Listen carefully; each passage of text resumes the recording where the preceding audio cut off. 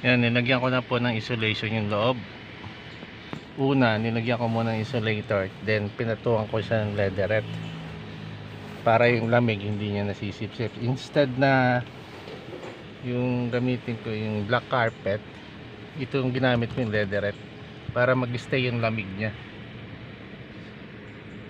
Kasi yung leatherette hindi siya sumihigop ng lamig kaysa doon sa black carpet na hindi nag-stay yung lamig, nahihigop niya. So ito, yan nilagyan ko na din. Paikutan ko yan ng upholstery, mga insulator.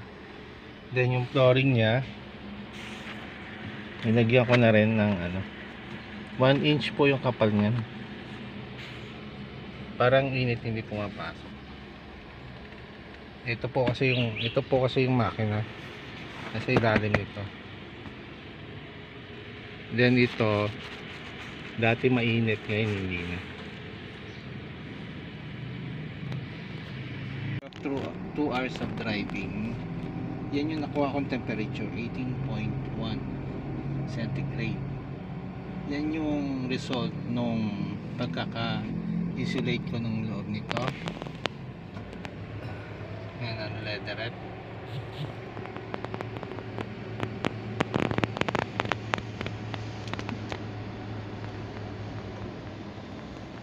Yan pa lang po ang result ng pati ang flooring.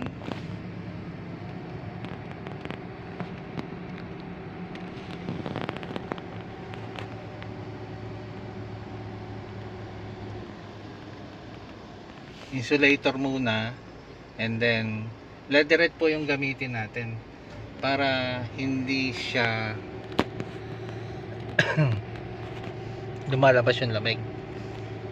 Kasi pag yung black carpet na ginamit natin, yung pangkaraniwang ginagamit natin, ang tendency po kasi nun is hinihigop niya po yung lamig ng aircon hindi siya nag-i-stay. Kung leatherette po yung gagamitin natin sa insulation, takip niya,